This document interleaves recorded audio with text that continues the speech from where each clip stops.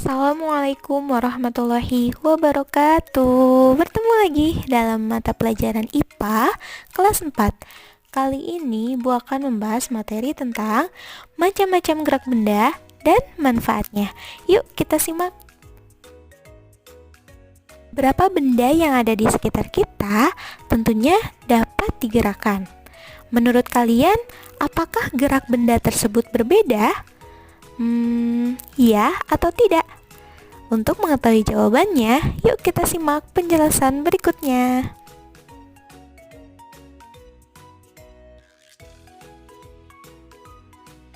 Bahasan yang pertama yaitu tentang macam-macam gerak benda. Ada 4 macam gerak benda. Yang pertama, berputar. Yang kedua, menggelinding. Yang ketiga, jatuh. Dan yang keempat, memantul. Apa sih perbedaannya? Kita lihat. Kalau berputar, gerak benda yang membentuk lintasan berupa lingkaran atau ada porosnya. Sedangkan menggelinding adalah gerak berputar sambil berpindah. Jadi terlihat ya perbedaannya. Kalau berputar, posisinya berputar di tempatnya atau pada porosnya saja, tidak berpindah. Sedangkan kalau menggelinding, geraknya berputar sambil berpindah. Jadi selain berputar juga dia berpindah-pindah. Sedangkan kalau berputar tidak. Nah, berikutnya yang ketiga yaitu jatuh. Jatuh adalah gerak ke bawah karena pengaruh gaya gravitasi bumi. Dan yang keempat, memantul. Memantul adalah gerakan berbalik arah benda elastis yang mengenai benda keras. Nah, untuk lebih memahami, kita lihat contohnya.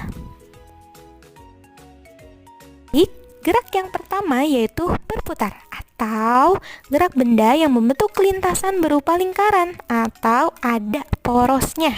Nah, kalian bisa lihat contohnya pada gambar berikut ya. Yang pertama yaitu kipas angin ya. Ketika kalian menyalakan kipas angin, maka baling-baling pada kipas angin tersebut akan bergerak berputar dengan lintasan yang berbentuk lingkaran. Nah, putaran baling-baling tersebut memiliki porosnya ya. Porosnya yang terdapat pada bagian tengah kipas angin tersebut. Nah, itulah contoh berputar. Nah, contoh berputar yang kedua yaitu pada bola sepak atau bola basket juga bisa ya. Nah, bola sepak selain berputar juga bisa menggelinding ya. Sama bola basket juga selain berputar juga bisa menggelinding ya. Nah, untuk yang berputar di sini yaitu berputarnya pada poros saja atau pada satu titik putar saja. Nah ya, selain itu kalian dapat melihat pada globe.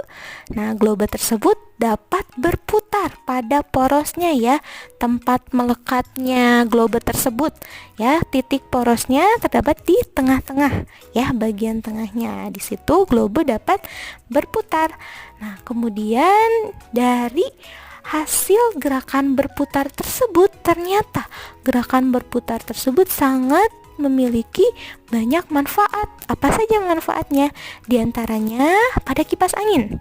Gerakan putaran baling-baling kipas angin tersebut mampu menghasilkan angin. Ya, berikutnya pada bola sepak ya, atau bola basket juga bisa.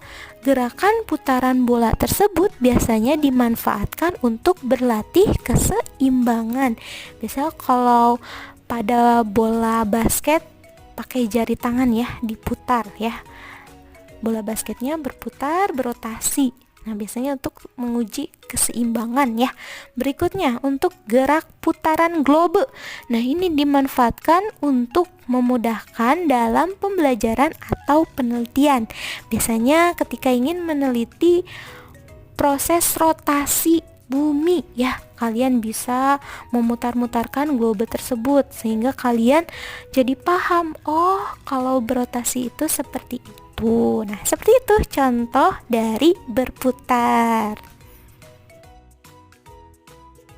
Baik, yang gerak kedua yaitu menggelinding atau gerak berputar sambil berpindah.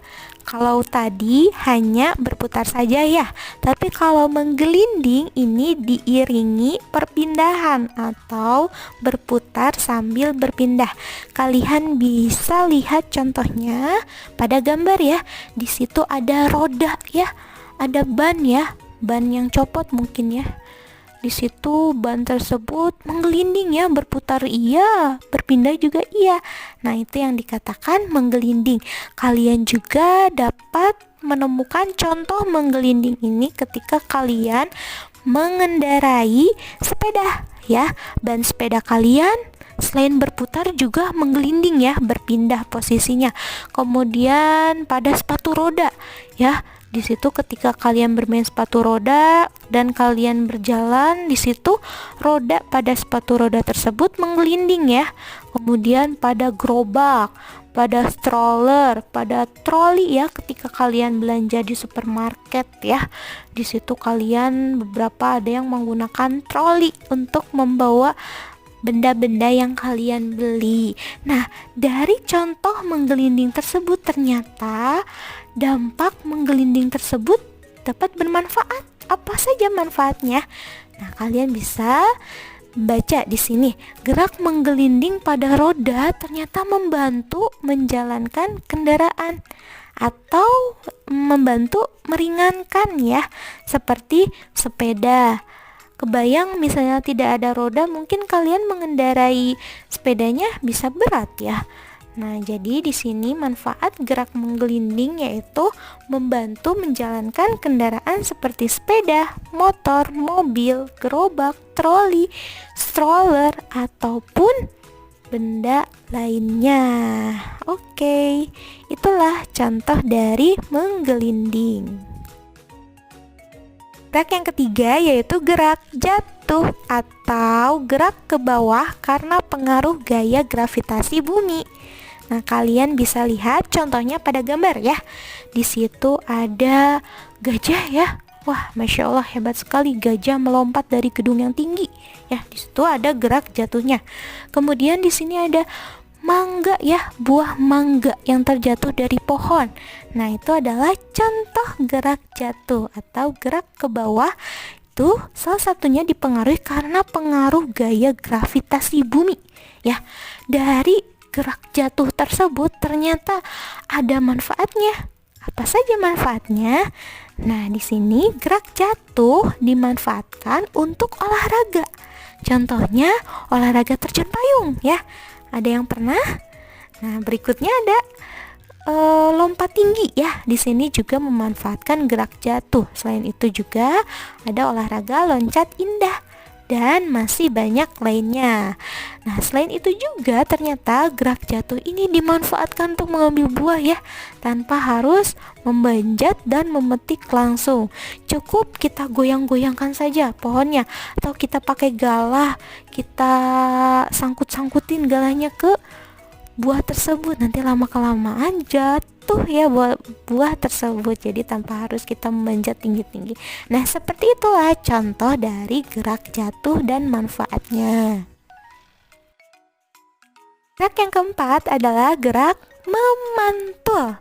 Bukan mantap betul ya, tapi memantul. Nah, atau gerakan berbalik arah benda elastis yang mengenai benda keras.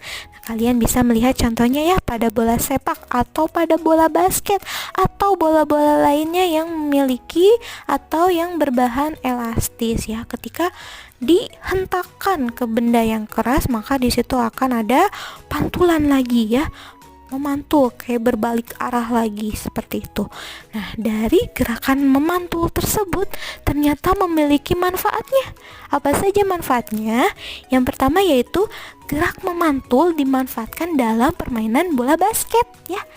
Jadi makanya bola basket itu rame ya. Ketika kita pukul ke bawah, balik lagi ke atas, pukul lagi ke bawah, balik lagi ke atas. Hebat ya.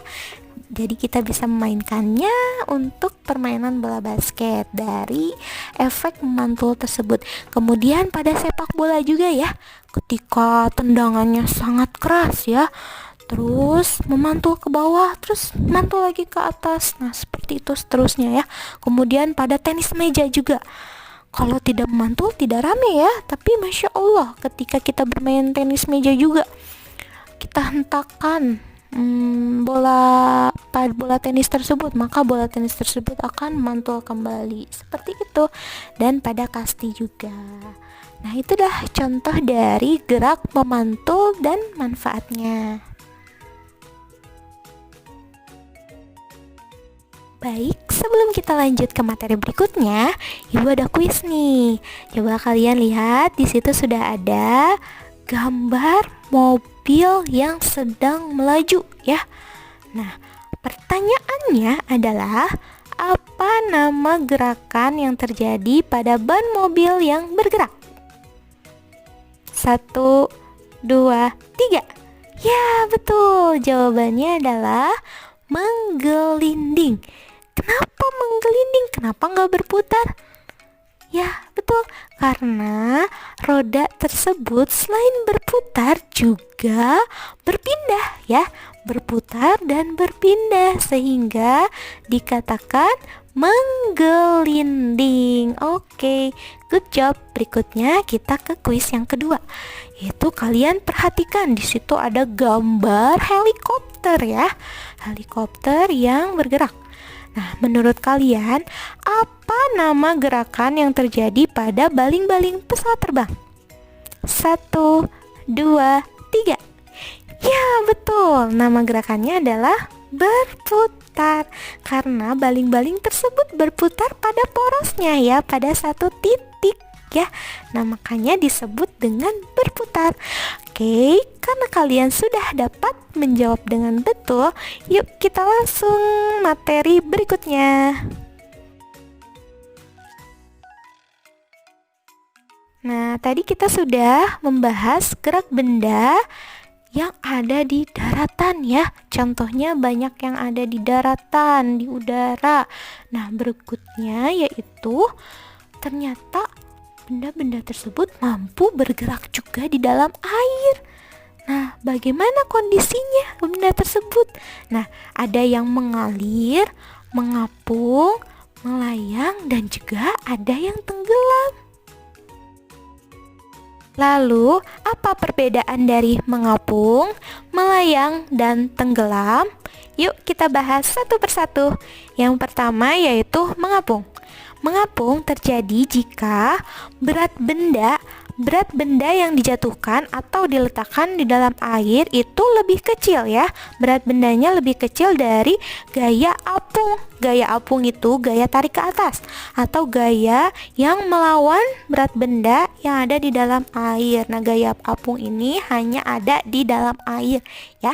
Jadi dapat kita simpulkan suatu benda dapat terapung jika berat benda tersebut lebih kecil dari gaya apungnya. Nah, ditunjukkan benda tersebut berada di permukaan air ya, di atas permukaan air atau lebih atas posisinya. Nah, untuk yang kedua yaitu melayang. Melayang terjadi jika berat benda yang diletakkan ke dalam air itu sama dengan gaya apungnya. Nah, jadi dapat disimpulkan benda tersebut dapat melayang jika berat benda tersebut sama dengan gaya apungnya. Ditunjukkan saat benda tersebut berada di tengah permukaan air. Jadi posisinya bukan di atas permukaan air dan bukan juga di bawah dasar air ya. Tapi benda tersebut melayang ya, melayang di tengah air ya. Kemudian berikutnya tenggelam. Nah, tenggelam ini terjadi jika berat benda yang diletakkan ke dalam air tersebut lebih besar ya. Lebih besar, berat benda tersebut lebih besar dari gaya apungnya sehingga benda tersebut jatuh ke dasar air ya, atau istilahnya tenggelam. Itu dia perbedaannya. Untuk lebih memahaminya, mari kita lihat contohnya. Di sini kalian dapat melihat sebuah benda yang dijatuhkan ke dalam air ya.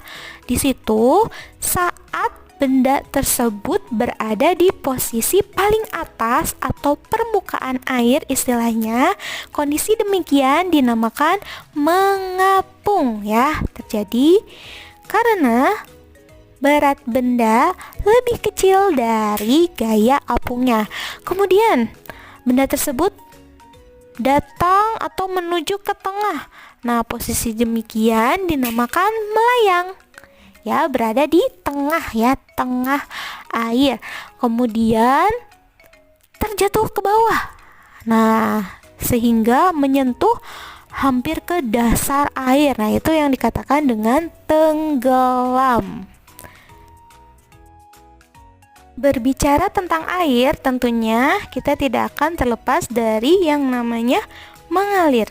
Jadi, air ini mampu mengalami suatu gerakan, diantaranya mengalir. Apa itu mengalir? Untuk lebih jelasnya, silahkan lihat gambar berikut. Nah, pada gambar terlihat jelas bahwa air bergerak dari tempat yang tinggi ke tempat yang rendah. Nah, dari gerak air tersebut ternyata memiliki beberapa manfaat. Apa saja sih manfaatnya? Yang pertama yaitu aliran air ini dapat dimanfaatkan untuk olahraga. Di antaranya olahraga arung jeram ya. Berikutnya yang kedua, gerak air ini digunakan untuk memutar turbin pada pembangkit listrik tenaga air. Nah, sehingga dihasilkan listrik ya dari pembangkit listrik tenaga air tersebut. Nah, itu dia. Berdasarkan penjelasan-penjelasan tadi, kalian pasti bisa ya menjawab pertanyaan yang ada di awal tadi. Apakah gerak benda itu berbeda? Betul, jawabannya adalah ya. Lalu apa saja hal yang dapat mempengaruhi gerak benda? Berikutnya, hal apa saja yang dapat mempengaruhi gerak benda? Nah, di sini ada 4 faktor yang mempengaruhi gerak benda. Yang pertama yaitu berat benda. Semakin suatu benda itu memiliki berat yang besar, maka akan semakin lambat ya pergerakannya. Berikutnya yang kedua yaitu luas permukaan benda. Nah, ini semakin luas suatu permukaan benda, maka pergerakannya pun akan semakin lambat. Nah, contohnya kalian bisa siapkan 2 buah kertas HVS yang berukuran sama. Yang satu berupa lembaran, yang satu silakan remas-remas sehingga berbentuk seperti bola ya kertas HVS tersebut. Nah, kemudian kalian jatuhkan secara berbarengan. Manakah kertas yang lebih dulu bergerak atau terjatuh? Ya, betul. Kertas yang sudah diremas-remas berbentuk bola. Nah, jadi dapat terbukti ya bahwa semakin luas permukaan benda maka semakin lambat pergerakannya. Sebaliknya, semakin sempit permukaan benda maka akan semakin cepat pergerakannya.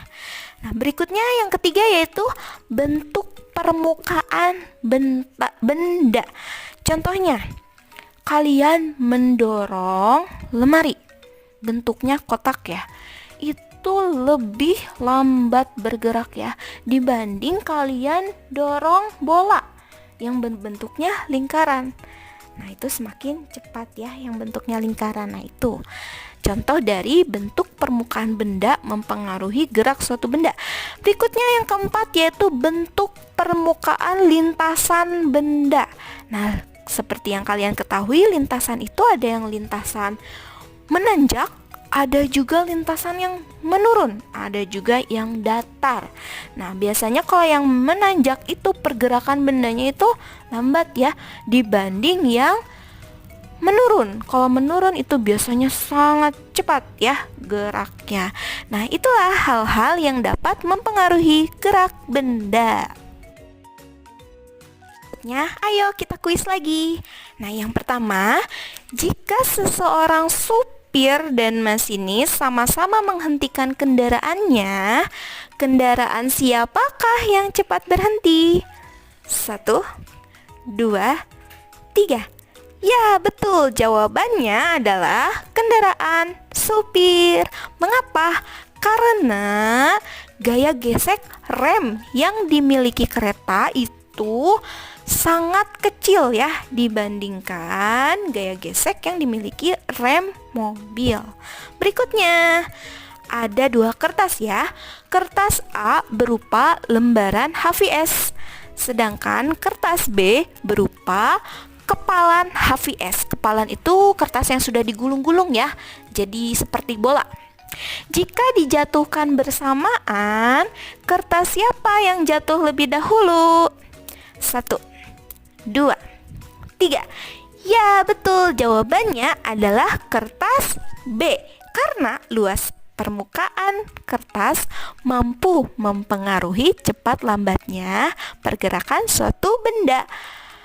Kertas B lebih cepat jatuh karena luas permukaannya lebih kecil dibanding kertas A yang berupa lembaran HVS.